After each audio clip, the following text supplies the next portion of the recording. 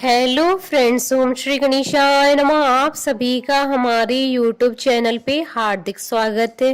पिछले वीडियो में हमने बात की थी दशा माता व्रत की दूसरी कथा की। अब आइए प्रारंभ करें दशा माता व्रत की तीसरी कथा।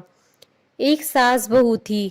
एक दिन सुबह सुबह सास ने बहू से कहा, जाओ आग लाकर भोजन बनाओ, बड़ी भूख लगी है। बहू हाथ में कंडी लेकर आग लेने गांव में गई। उस दिन गांव भर में दशा माता की पूजा थी, इसलिए किसी के यहाँ से भी उसे आग नहीं मिली। वह खाली हाथ लौट कर आई।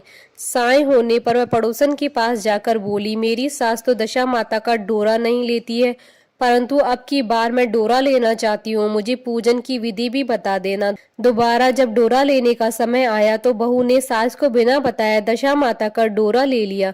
9 दिन तक वह किसी न किसी बहाने पड़ोसन के घर जाकर कथा सुनती रही।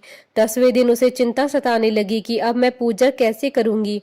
वह मन ही मन दशा माता का ध्यान धरकर सोचने लगी कि आज सास कहीं बाहर चली जाए तो मैं शांति पूर्वक पूजा कर लूं। दशा माता की कृपा से सास बहू से बोली, मैं आज खेतों में जा रही हूँ, यदि मुझे आने में देर हो जाए तो तुम मेरे लिए खेत पर खाना ले आना। बहू के मन की मुराद पूरी हो गई।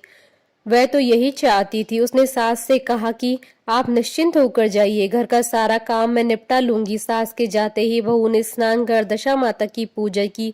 इसके बाद वह पूजा की सामग्री मिट्टी के गोले में रखकर उसे सिलाने के लिए ले जाने लगी कि उसकी सास खेतों से वापस आ गई। सास को देखकर बहू ने जल्दी उस गोले को मटकी में छिपा दिया। उसने सोचा कि उचित समय पर गोले को दही से निकालकर विसर्जित कराऊंगी।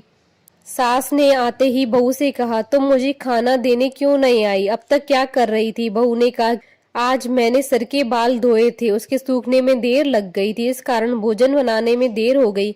मैं थाली लगाती हूँ, आप गुस्सा त्याग कर भोजन कीजिए। सास का गुस्सा कुछ ठंडा हुआ।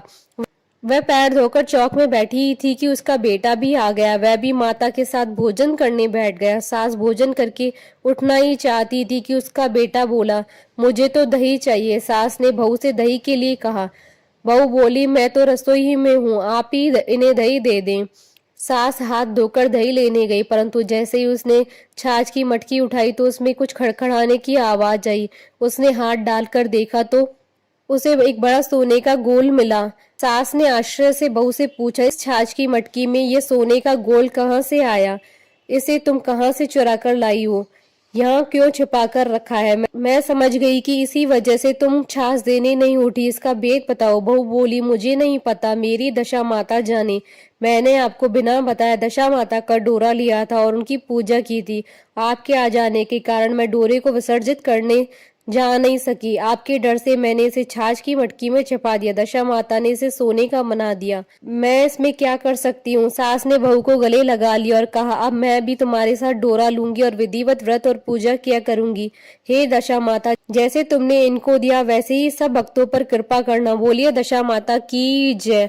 आशा करती हूँ कि आपको दशा माता व्रत की तीसरी कथा का ये वीडियो पसंद आया होगा, तो आप इस वीडियो को अधिक से अधिक लाइक और शेयर कीजिएगा ताकि सभी भक्तों को इस वीडियो का लाभ प्राप्त हो सके।